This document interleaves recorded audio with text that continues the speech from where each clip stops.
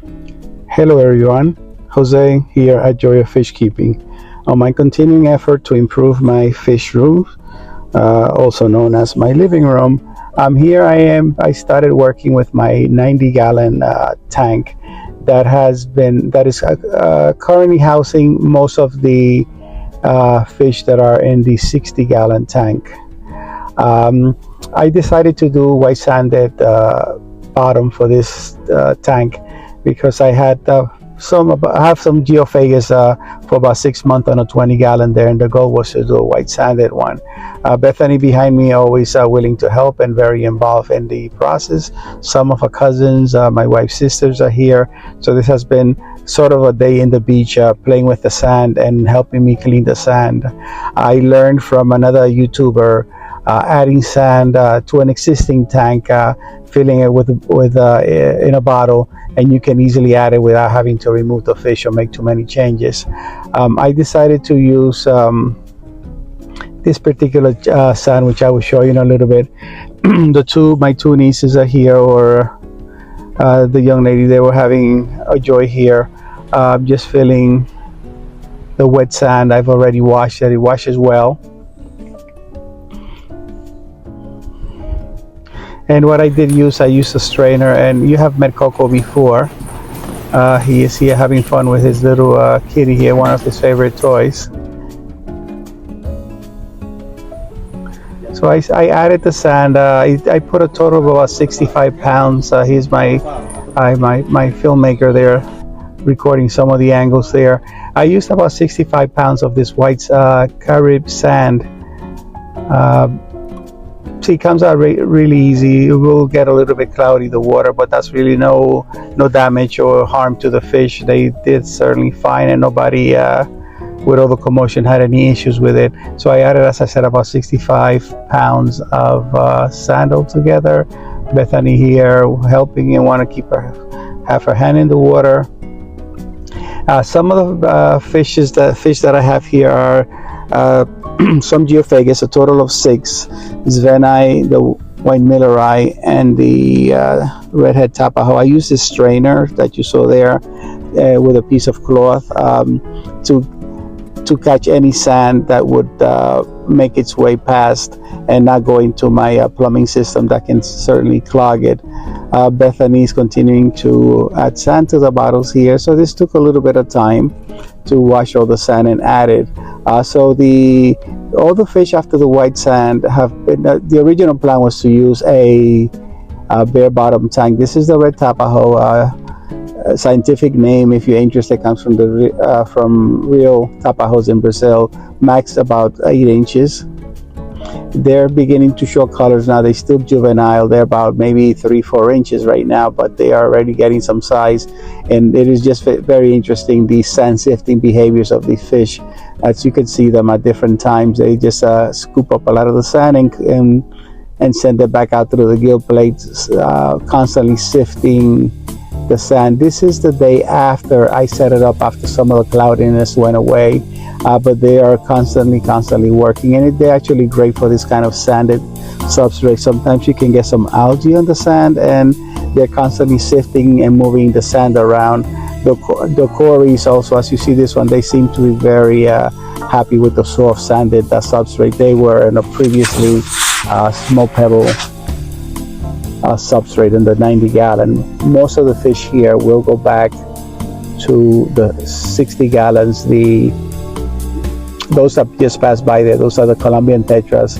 They're very nice schooling fish. There's at least 15 of them there in this tank, and this is a longer tank, 24 inches for the 60 gallon. This one is 4 feet or 48 inches, so they have a lot of swimming space. I have 2 juvenile acaras here, and this one is a tapajo also. There's some rams here that are also going to go back to the 60, and a fairly nice size school of Odessa barbs in this tank.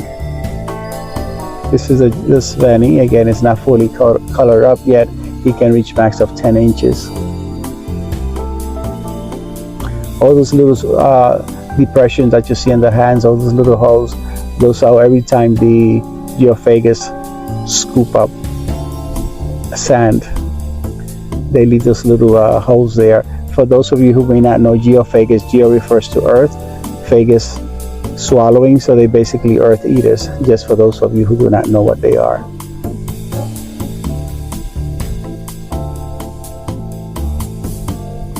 This tank was a lot of fun. Most of this, I used those stones again, the Taiji stones, Japanese stones. I ordered some from Amazon, and this piece of wood, this Mopani wood that I had shown you previously.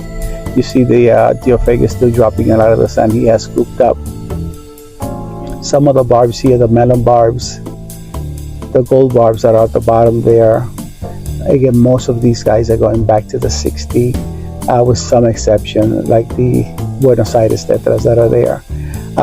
This is not the final step for this tank. There are some Anubias that I'm waiting for, and once I move everything back to the 60, which I've already finished the floor and the cabinet, as I've shown you before on the previous updating my fish room videos, I will show you a completed video later, an updated tank with its final inhabitants. My plan is to move most of the occupants out of the 120 discus tank and move them over to this. They're faster feeders, and I just want to leave a few dither fish on the 120. Dither fish, again, for those who you don't know, there's smaller species of fish that will just kind of, they encourage other larger fish or more shy fish to come out. So they figure, if these smaller fish is out there, I can also come out. I'm not in any dangers of any predators. Those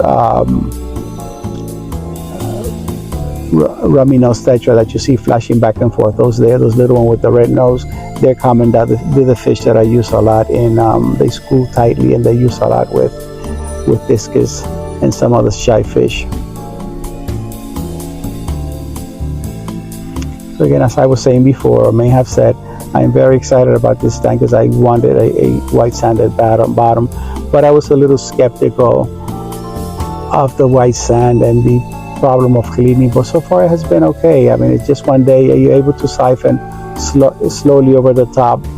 There was another trick that I will try that I just saw from another YouTuber today, actually, where he attaches to the siphon hose, he attaches a turkey baster. He had actually a full carpeted tank, so with the turkey baster you can disturb some of the stuff underneath, and you can lift it, and then you can be sucked up with the siphon without actually going into the sand in this case, or the plant material later, which seems like a great idea. As we all know, we learn a lot in the hobby from other hobbyists, and some ideas that we adapt. We're not stealing necessarily somebody else's idea, but the whole purpose of teaching is that we learn from each other.